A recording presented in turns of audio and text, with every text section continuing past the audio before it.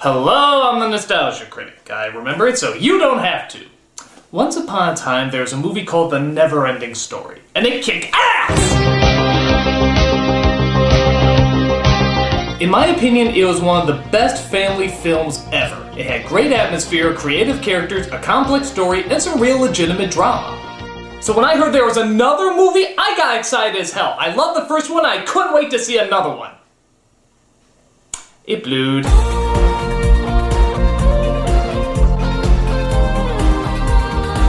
I mean, what a cheap follow-up. For a film series that was so gripping and even challenging for younger viewers, Neverending Story 2 gave us a really watered-down, half-assed version of its predecessor. What a disappointment. So, let's see why the Neverending Story should have ended. First of all, I should point out that none of the original cast is in this movie. The characters are the same, but none of the same actors play them. I guess you could argue that the actors were too old by that time, but if Hermione's breasts are still in high school, then I'll believe any age that you throw at me. So our first big replacement is the overly imaginative Bastian, who's played by Jonathan Brandis. Yeah, you remember, the hallucinating nutball from Sidekicks. Does this kid ever play someone mentally stable? Now granted, the one downside of the first film was the actor who played Bastian. He was kind of a wimp and really annoying. But that all changes here. In this film, he's really a wimp and kind of annoying. So I guess it balances out. On top of that, it's just not that great a performance. I mean, it's better than the first film, but I'm... Yes? Don't act like you don't see me. What are you talking about? You've been ignoring me since the beginning. Don't act like you don't know why I'm here. No, I don't. I mean, what, is it the Jonathan Brandis kid? I mean, what about him? You know he committed suicide. Oh, you're gonna bring that up. You're seriously gonna bring that up. They're wondering if you're gonna address it, and you're just tap dancing around it like some sort of idiotic moron. Alright, fine. I'll address this. In 2003, Jonathan Brandis committed suicide. Any death is tragic, and this one is no exception. And you know what? His acting wasn't half bad. I remember him on Sequest and Ladybugs and stuff. Even though the film choices weren't always great, he usually did okay. He's a relatively decent actor. I just don't think he did especially well in this movie. And it's not his fault. I mean, it's a horribly written character. He's a dumbass, as you'll see in a few moments. So, just to make it clear, I have nothing against Jonathan Brandis as a person. There, is that good? Gee, that was awkward. You know, fuck you goddamn elephant! Oh, no, not that, forget it. So we see young Bastian in his swimming class where, hi, Speedo! Where his teacher calls him, hi, Speedo again! And wants him to try out on the big board, hello, humorous clown shorts. We're gonna start with the high board. But it turns out that Bastian is afraid of heights and has trouble confronting his fears. No, nobody said there'd be diving in diving class. I got a cramp. High wimp factor, Bastian. Sorry, Coach. So he doesn't jump off as he goes home to a disappointed father, played by your standard Alan Thicke impersonator. Well, addressing is common courtesy, Bastian. I mean, something you ought to learn, by the way. Look at that old rag you're wearing. He has a point there, Bastian. You do sort of look like an out-of-work Star Fox pilot. Mom made it. Ouch! You need me again? No, I'm good. Yeah. So Bastian goes upstairs and pouts about how his relationship with his dad isn't as good as it used to be. Hey, just a random question here. Remember how in the last film it ended with him flying a luck dragon over the city, chasing down some bullies and exposing a never-before-seen creature in front of hundreds? Are we just never gonna address that? Didn't make the news or anything? Flying luck dragon eats children, that never made the front page? Well, surely someone must have Twittered about it. So Bastian goes to the only returning actor in this movie, the librarian, as he's trying to find a book about how not to be a pussy. I'll look in my section on courage. But he suddenly hears a whispering voice from an old familiar book. That book asks too much of you. But it's the Neverending Story. I've already read it. Ah, but have you ever read a book twice? Books change each time you read them. For example, if you read The Velveteen Rabbit again, it's really about Nazis! I really want to read it again. No. Let me borrow it, please. No, Bastian. Stop, don't come back. So as Bastian goes to read the book again, he finds it truly is a little different.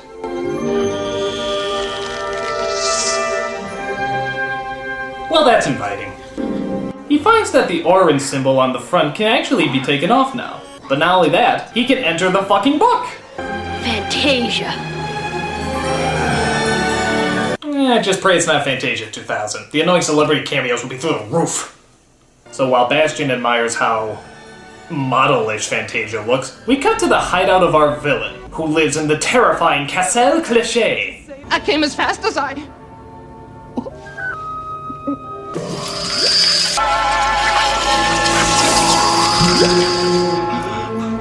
I guess she had to put her face on. This evil villainess is Zaida, also known as the Emptiness. Yeah, because that doesn't sound anything like the Nothing, does it?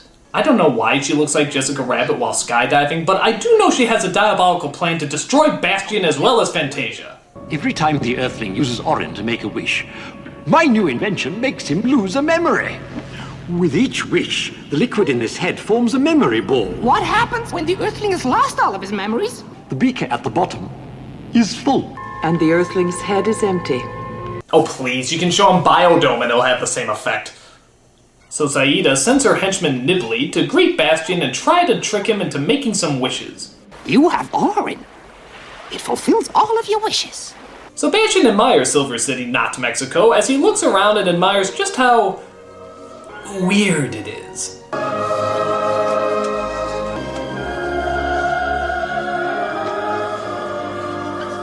Everything seems fine in Fantasia. Fine? Fine? Maybe for Burning Man, this is pretty fucked up to me.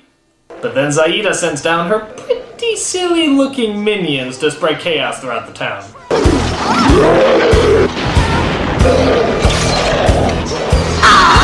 So you think you can stop me, do you? Take that! Acid! Wish them away! Yeah, Kakadouche has a point. Why don't you just wish them away? Just wish! Hi, this makes no sense. I mean, I know if he makes a wish he loses a memory, but he doesn't know that. His life is at stake. Why doesn't he just wish them to blow up or something? I'm safe. And an idiot. So he falls down some sort of secret chute as he comes across... I don't know. But they provide a way for Bastian to talk to the childlike Empress. We need your dreams and stories to exist. But the people in your world no longer believe in us. They have no time to give us names and stories. I play violent video games and reality TV. Only you can save us, Bastian. You are my last hope. Help me, Obi-Wan Kenobi. You're my only hope. So it turns out Bastian not only has to find the evil, but he also has to name it in order to destroy it. The Empress is being held prisoner. And before we can fight the force that is holding her, I must give it a name. Well, why don't you name it after your mother, like in the first film? What was her name again?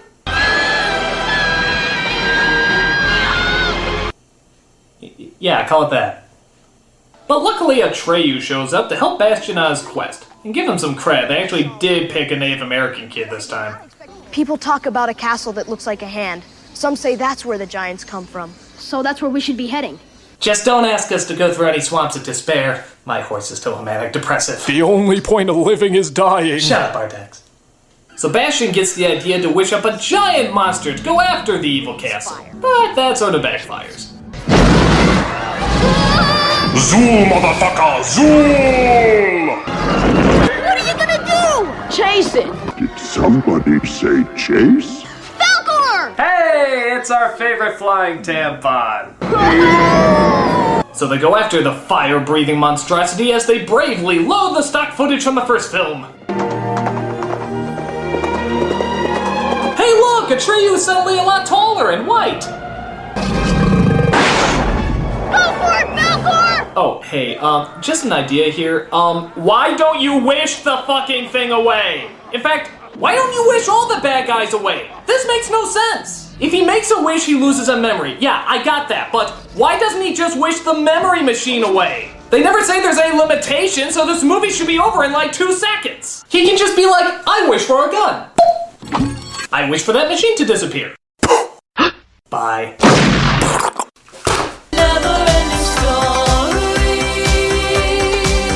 So the dragon is zapped by the evil castle as they come across an old familiar friend, the Rockbiter, and... son? Me Junior. Don't ask the graphic details about how we reproduce. Let's just say I should have used rock control. Meanwhile, in the real world, Bastian is missing, and his father goes looking for him at the bookshop. I found this book in my son's room. It has your address inside the cover. Where? I saw it there myself last night. Look, we just sell Mogwais and Frogurt. Anything else isn't my department. Maybe... When did you last see him? Maybe you'll find the explanation for your son's disappearance inside. Inside my trunk. He's quite the little fighter, I tell you. So Atreyu meets up with Bastian as they try to figure out a way inside the fortress. So that's the plan. What? 3 arrows? That's your plan? Yeah, Napoleon himself couldn't come up with something better. It's dangerous, but it just might work. The second arrow looks especially dangerous. So they try sneaking into the castle while the lasers seem to be playing Missile Command, but Bastian gets caught in one of the beams.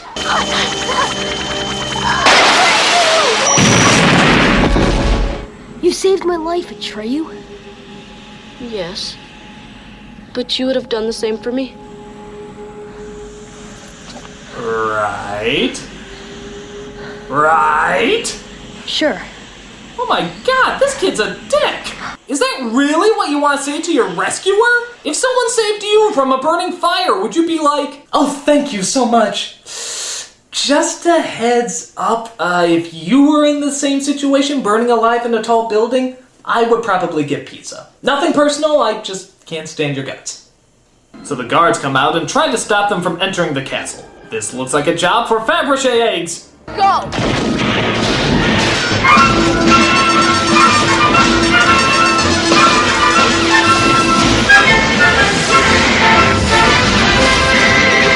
So while this Mexican fiesta is going on,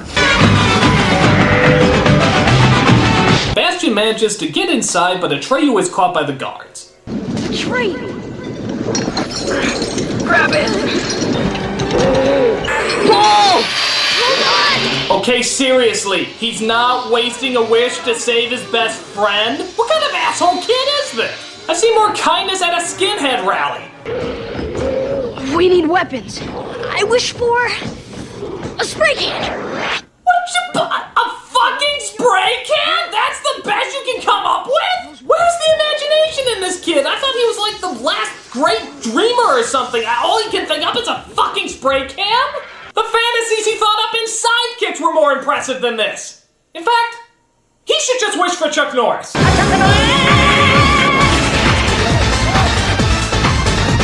Yeah, they could turn everybody into ninjas, have a rockin' battle, everything would be awesome. It'd be the coolest adventure ever. But no, we get spray cans. Honest to God, spray cans. I have no remorse for this little idiot if something bad happens to him. I am Zaida. I admit defeat. So, you're the one who makes everything empty. I control all that is empty. Just to control things, you destroy stories and books. Sounds like the producers.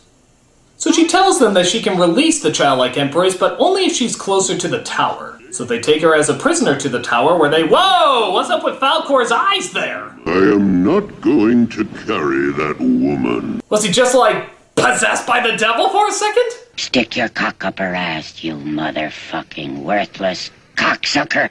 So Bastian rides with Zaida in a pretty stupid looking parade float, as Bastian's dad goes back to the bookstore, only to find everything's disappeared.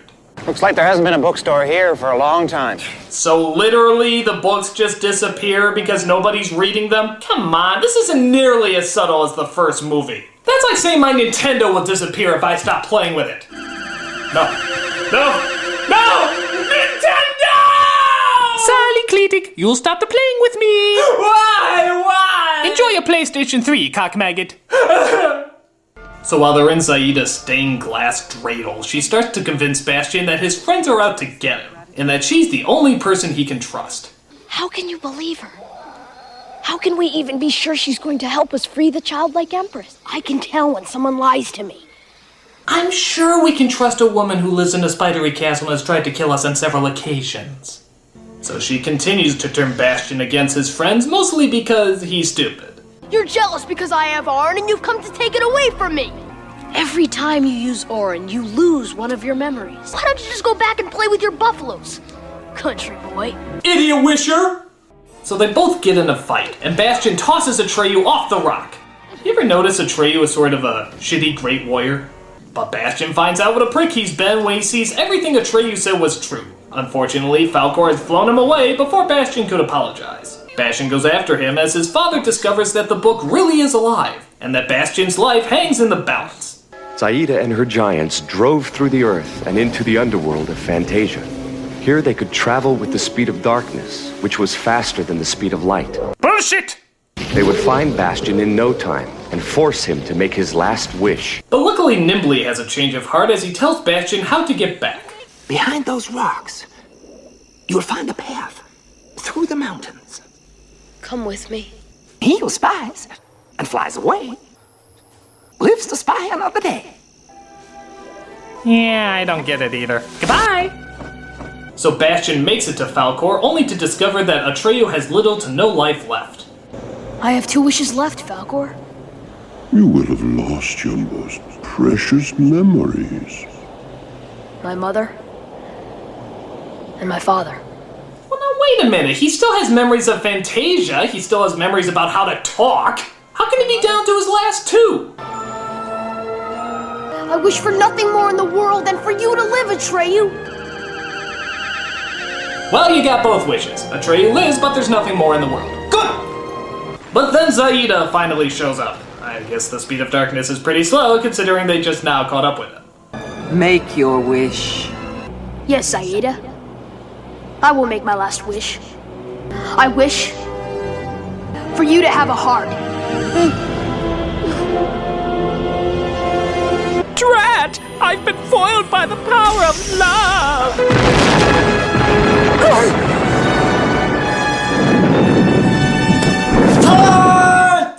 No, it's cool. What? Yeah, they got taken care of. Oh man, the one time I can use this fucking thing and it doesn't do shit! So, because hearts apparently cause people to explode, Fantasia is back to normal, and the childlike Empress is set free. You have found the only wish powerful enough to save us, Bastion. Apart from I wish Fantasia was saved. Why didn't you do that again? But Bastion still has to go home, and unfortunately the only doorway back is the ironic one. That's the way home? Yes, Bastion. The only way. There is also the tunnel of fluffy pillows, but it's being repainted. So Bastion makes his leap of faith and finally returns home. The only upside in any of this is that while the credits roll, I get to hear that kick-ass song again. Neverending story.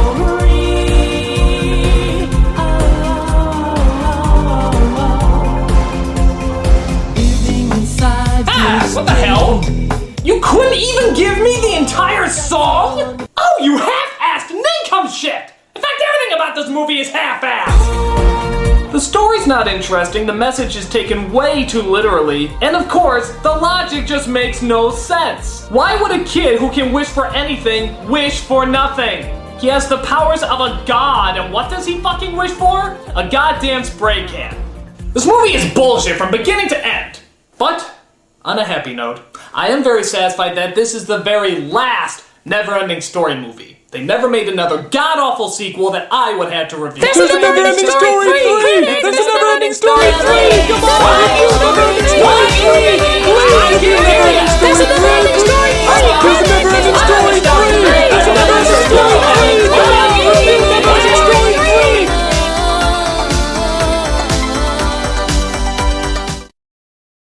3! A spray can!